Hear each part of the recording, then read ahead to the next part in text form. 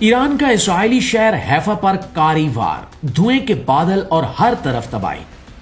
खोजी टीवी के मुआज़िज़ दोस्तों, इस वक्त मशरक़ वुस्ता से एक बड़ी खबर सामने आ रही है। इसराइल के साहिली शहर हैफा से उठने वाला धुआं इस बात की अलामत समझा जा रहा है कि ईरान ने एक बड़ी और मुनज़्ज़म कार्रवाई की है। मुख्तलिफ ज़राए का कहना है कि हालिया हमलों में ईरान ने अपनी ताकत का भरपूर मुजाहरा किया और अहम अहदाफ को निशाना बनाया। शहर के मुख्तलिफ हिस्सों में धमाकों की आवाजें सुनी गई और सनती इलाकों के करीब आग भड़क उठी। इन मनाजिर ने यह तासुर दिया कि यह कोई मामूली वाकया नहीं है, बल्कि एक सोचा समझा कदम है। ईरान ने जदीद मिसाइल सलाहियत को इस्तेमाल करते हुए दूर से निशाना लगाकर इसराइल को हिलाकर रख दिया है। ईरान के पास ऐसे बैलिस्टिक और क्रूज मिसाइल मौजूद हैं जो सैकड़ों किलोमीटर दूर तक मार कर सकते हैं, और जंग के दौरान ईरानी मिसाइलों ने दुरुस्तगी के साथ अपने अहदाफ को हिट किया और अपनी तैयारी का सबूत दिया। दोस्तों, ईरान पहले भी दावा करता रहा है कि वो खित्ते में किसी भी खतरे का जवाब देने की भरपूर सलाहियत रखता है, और ये कार्रवाई उसी पॉलिसी का हिस्सा है। जंग के तनाजुर में अगर देखा जाए तो ईरान के पास कई ऐसे अवामिल हैं जिनकी वजह से वो हावी हो सकता है। सबसे पहली बात इसकी मिसाइल ताकत है।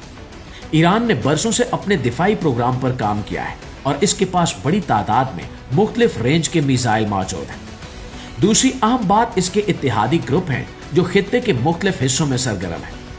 लबनान में मौजूद हिजबुल्लाह को ईरान का करीबी इत्तेहादी समझा जाता है।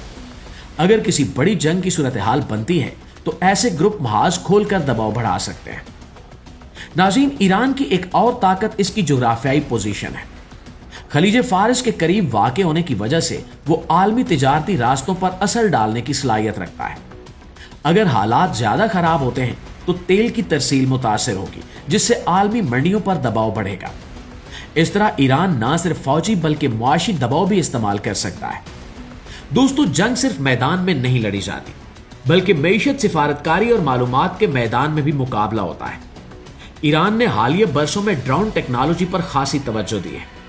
कम लागत मगर मौसर ड्रोन किसी भी बड़े दिफाई निजाम के लिए चैलेंज बन सकते हैं। अगर बड़ी तादाद में ड्रोन एक साथ इस्तेमाल किए जाएं तो दिफाई निजाम पर दबाव बढ़ जाता है। इसके अलावा साइबर जंग भी एक अहम पहलू है। जदीद दौर में बिजली, मवासलात और मालियाती निजाम को निशाना बनाकर मुखालिफ को कमजोर किया जा सकता है, और ईरान इस मैदान में भी काफी तजुर्बा रखता है। ताहम ये भी याद रखना जरूरी है कि जंग हमेशा नुकसान लाती है। अक्सर कशीदगी बढ़ती है तो दोनों तरफ आम लोग मुतासिर होते हैं।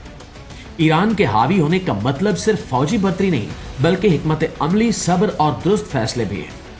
अगर वो अपने वसाइल को मुनज़्ज़म तरीके से इस्तेमाल करे, अपने इत्तेहादियों के साथ राब्ता मजबूत रखे और आलमी राय आमा को अपने हक में करे, तो वो दबाव में भी मजबूत रह सकता है। और दोस्तों, आखिर में ये कहना गलत ना होगा कि हालिया कार्रवाई ने खित्ते में ताकत का तवाजुन हिला कर रख दिया है। अगर ईरान इसी तरह मंसूबा बंदी के साथ कदम उठाता रहा तो जंगी मंजरनामे में खुद को मजबूत पोजीशन पर ला सकता है।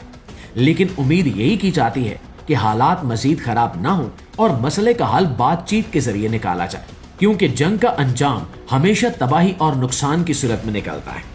दोस्तों, इस हवाले से आपकी राय क्या कहती है, कमेंट में जरूर बताइएगा। और खित्ते की हर लम्हा बदलती सूरत हाल से अपडेट रहने के लिए हमारे इस पेज के साथ जुड़े रहिए। इंशाल्लाह आपकी खिदमत में हाजिर होते हैं कुछ नई अपडेट्स के साथ। तब तक अपना ढेर सारा ख्याल रखिए। अल्लाह निगहबान।